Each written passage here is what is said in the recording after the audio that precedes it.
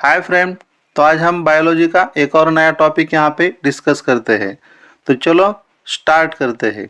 तो आज का हमारा टॉपिक है RH incompatibility, that is Mitch matching and coagulation of blood. ये आज हम यहाँ पे डिस्कस करेंगे। तो सबसे पहले RH इनकम्पैटिबिलिटी क्या है? तो ये एक कॉम्प्लेक्स फिनोमिनॉन है और कोगुलेशन ऑफ ब्लड ये दूसरा कंसेप्ट है जहाँ पे ब्लड का क्लॉटिंग होता है। तो RH इनकम्पैटिबिलिटी क्या है? तो ये जो इनकम्पैटिबिलिटी है जिसमें जो प्रेग्नेंट मदर होती है, जो प्रेग्नेंट मदर का RH जो एंटीजेंस है वो नेगेटिव एंटीजेंस होता है और उसमें जो फोइटस होता है वो RH पॉजिटिव होता है।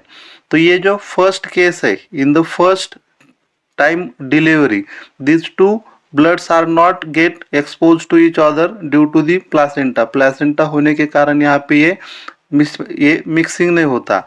लेकिन ड्यूरिंग द फर्स्ट डिलीवरी, जब फर्स्ट डिलीवरी होता है तो small amount of blood from the child foetus going to the mother, ये मदर के ब्लड में स्मॉल अमाउंट मिक्स हो सकता है। तो इससे क्या होता है, जो मदर है, मदर में ये RH एंटीजन के लिए एंटीबॉडीज वहाँ पे वो प्रिपेयर करना शुरू करती है उसके ब्लड में। देन नेक्स्ट प्रेगनेंसी आता है, तो ऐसे नेक्स्ट प्रेगनेंसी के टाइम ये RH एंटीबॉडी जो मदर में RH पॉजिटिव के लिए बना होता है, दैट कैन बी पास, वो फोइटस के ब्लड में क्या हो सकता है, लीक हो सकता है and that can be pass into the bloods of foetus जो कि RH पॉजिटिव है। जिससे क्या होता है, ये जो RH पॉजिटिव के लिए एंटीबॉडीज ये फोइटस में पास होते हैं, इससे इसके RBC डिस्ट्रॉय होना शुरुआत करते हैं फोइटस के। So that this is the situation, इसको हम इरिथ्रोब्लास्टोसिस फोइटेलिस बोलते हैं। जिससे क्या होता है, ये जो फोइटस है इसमें एनीमिया होता है और उसमें जॉन्डिस ऐसे कुछ डिसीज जिसमें हम ऑब्जर्व करते हैं। तो ऐसे ये इनकम्पैटिबिलिटी की सिचुएशन है। तो ये इसको अवॉइड कैसे किया जा सकता है? तो इसको अवॉइड करने के लिए आफ्टर दी जब फर्स्ट प्रेगनेंसी होता है, एट द सेम टाइम उसमें RH एंटीबॉडीज मदर को इंजेक्ट किए जाते हैं immediately after the first delivery. तो नेक्स्ट है कोगुलेशन ऑफ ब्लड और क्लॉटिंग। तो ये क्या होता है, तो जब इंजुरी या ट्रॉमा होता है, जैसे कि यहाँ पे आप देख रहे हैं, तब हमारा ब्लड बाहर निकलता है। तो इससे ये क्लॉटिंग से प्रिवेंट होता है हमारे बॉडी का लॉस होना ब्लड। तो जहाँ पे कोगुलेशन में डार्क रेडिश ब्राउन्स कम फॉर्म होता है, जहाँ पे इंजुरी होता है after the some time period.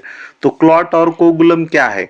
तो ये क्लॉट और कोगुलम ये नेटवर्क है। जब हमें इंजुरी होती है, इंजुरी के बाद जो ब्लड हमारा बाहर निकलता है, तो ये ब्लड फाइब्रिन, ये जो नेटवर्क ऑफ थ्रेड्स जिसको हम फाइब्रिन्स बोलते हैं, इससे हमारे इंजुरी की जगह पे नेटवर्क बनता है जहाँ पे dead and damaged form cell जिसमें प्लेटलेट्स और बाकी जो हमारे फॉर्म सेल्स है RBC वगैरह वहाँ पे जाके क्या करते हैं, रुक जाते हैं। तो ये उसमें होता है। तो इसका मैकेनिज्म क्या है, ये कैसा वर्क करता है? तो मैकेनिज्म में ये blood clotting that is happens in the plasma, ये सभी प्रोसेस प्लाज्मा में होते हैं, जो हमारा ब्लड का नेक्स्ट दूसरा कंपोनेंट है। जिसमें हमारे प्लाज्मा में इनएक्टिव फाइब्रिनोजेंस होता है जिसका फाइब्रिन्स में कन्वर्ट होता है और इसके लिए एंजाइम थ्रोम्बिन वहाँ पे हमारे प्लाज्मा में प्रेजेंट होता है।